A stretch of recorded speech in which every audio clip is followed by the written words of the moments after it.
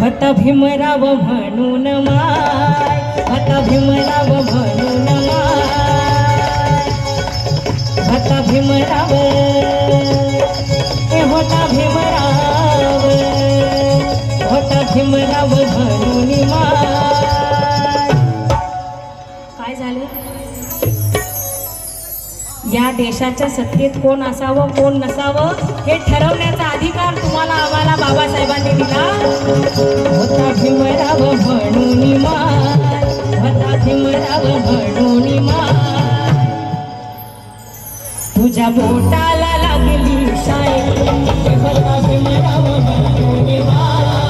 तुझ्या बोटाला लागली शाय, होता भीमराव म्हणून माय. तुझ्या बोटाला लागली शाय.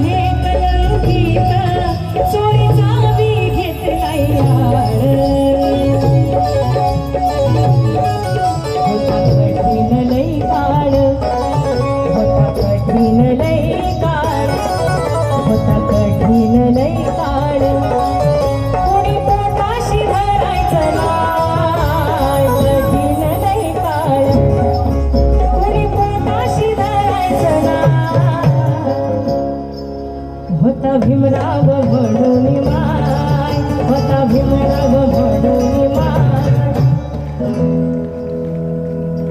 आता शाई लावताय आणि कुठं काय करताय हे माहित नाही, पण जेव्हा जेव्हा शाई लावायला जाल तेव्हा हे उपकार विसरून चालणार नाही. होता भीमराव म्हणून माय, होता भीमराव म्हणून माय. तुझ्या बोटाला लागली शाई, होता भीमराव म्हणून माय. तुझ्या बोटाला लागली शाय, होता भीमराव म्हणून माय. तुझ्या बोटाला लागली शाय. कोणी नव्हतं आम्हाला माली, मानवली गुडघ्यात खाली. भीमाला मायेच्या ममतेनं घेतलं आम्हा पखाखाली.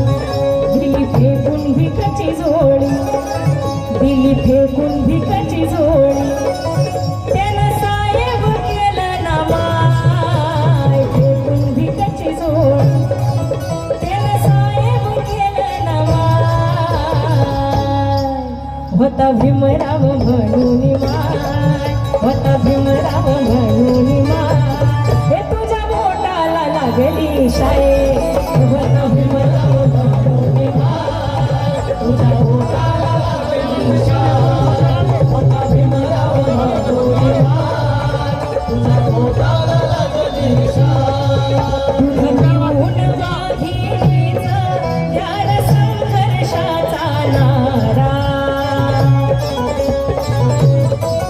अज्ञानातून जागा केला त्यानं गुलाम समाज सारा.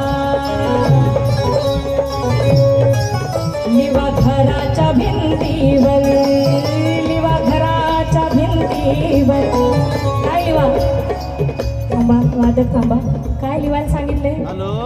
बघा, जोपर्यंत आपल्याला घर नसते तोवर दुसऱ्याच्या घरात राहणं ठीक आहे. जोपर्यंत स्वतःच्या मालकीचं घर नसते भाड्याच्या घरात राहणं ठीक आहे. स्वतःची गाडी नसती दुसऱ्याला लिफ्ट मागणं ठीक आहे. पण जेव्हा स्वतःचं घर आहे, स्वतःच्या मालकीचं घर आहे, स्वतःच्या मालकीची गाडी आहे, तेव्हा भिकाऱ्यासारखं उठायचं आणि दुसऱ्याच्या दारात जाऊन बसायचं. हे ठीक आहे का हो? हे ठीक आहे का? बाळासाहेब इथं मंचावर आहेत, मी जबाबदारीने सांगते आहे. वंचित बहुजन आघाडी आमच्या हक्काचा घर आहे, हक्काचा पक्ष आहे. हे सगळं असताना दुसऱ्याला लिफ्ट मागायची, दुसऱ्याच्या गाडीवर जाऊन बसायचं, दुसऱ्याच्या घरात 4 दिवसासाठी राहायला येऊ का म्हणून विचारायचं. हे लाचारीचं लक्षण आहे का स्वाभिमानाचं लक्षण आहे? लाचारीचं लक्षण आहे. लिवा घराच्या भिंतीवर